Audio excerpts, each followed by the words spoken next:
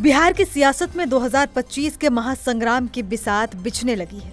एक तरफ एनडीए अपने किलों को और मजबूत करने में जुटा है, तो दूसरी तरफ महागठबंधन विरोधी के गढ़ में सेंध लगाने की रणनीति बना रहा है। लेकिन इस चुनावी जंग को जीतने का ब्लूप्रिंट छिपा है 2020 के नतीजों में। वो नतीजे जिन्होंने ये साबित कर दिया कि बिहार में अब एक एक वोट की कीमत है और कुछ हजार वोटों का हेरफेर भी सरकार बना और बिगाड़ सकता है। तो आखिर 2020 का नतीजा हमें क्या बताता है? चलिए सबसे पहले उस चुनाव की ओवरऑल तस्वीर पर एक नजर डालते हैं। 243 सीटों वाली विधानसभा में एनडीए को मिली 125 सीटें, जबकि महागठबंधन 110 सीटों पर सिमट गया था। लेकिन सबसे हैरान करने वाला आंकड़ा था वोट शेयर का। तो एक नजर 2020 चुनाव में वोट शेयर और सीटों पर। एनडीए 37.26%, सीटें 125, महागठबंधन 37.23%, सीटें 110, अन्य 25.5%, सीटें 8।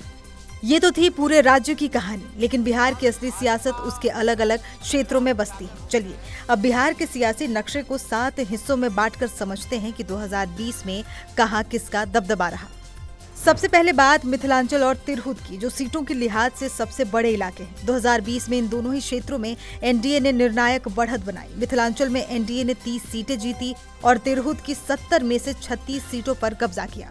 यहां आरजेडी ने टक्कर तो दी, लेकिन कांग्रेस का कमजोर प्रदर्शन महागठबंधन पर भारी पड़ा।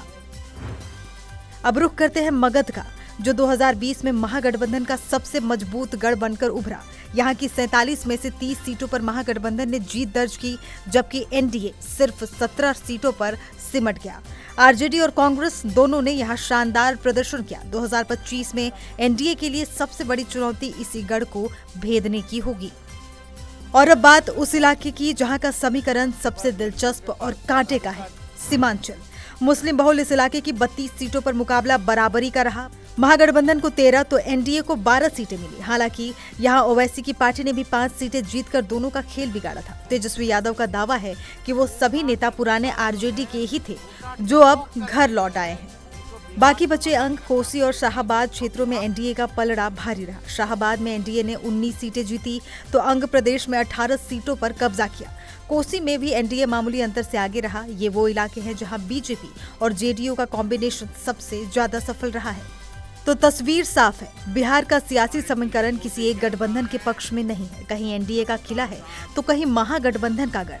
और कुछ इलाके ऐसे हैं जहां हर चुनाव में एक नई जंग देखने को मिलती है। 2025 के लिए दोनों खेमों की रणनीति स्पष्ट है। एनडीए अपने मजबूत इलाकों को बचाने के साथ साथ मगध और सीमांचल जैसे कमजोर किलों में सेंध लगाना चाहेगा। वहीं महागठबंधन की सबसे बड़ी चुनौती मिथिलांचल और तिरहुत में एनडीए को टक्कर देने और कांग्रेस के प्रदर्शन को सुधारने की होगी। ये सिर्फ आंकड़ों का खेल नहीं, बल्कि बिहार के भविष्य का भी सवाल है। और देखना दिलचस्प होगा कि 2025 में बिहार का ऊंट किस करवट बैठता है। अब 2025 में दोनों गठबंधन की रणनीति साफ है। एनडीए अपने पारंपरिक गढ़ अंग, कोसी और शाहाबाद को बनाए रखने के साथ साथ मगध और सीमांचल में सेंध लगाने की कोशिश करेगा। महागठबंधन तिरहुत और मिथिलांचल जैसे संतुलित इलाकों में अपनी पकड़ मजबूत करना चाहता है और कांग्रेस के कमजोर प्रदर्शन को कैसे संतुलित किया जाए, ये उसकी सबसे बड़ी चुनौती होगी।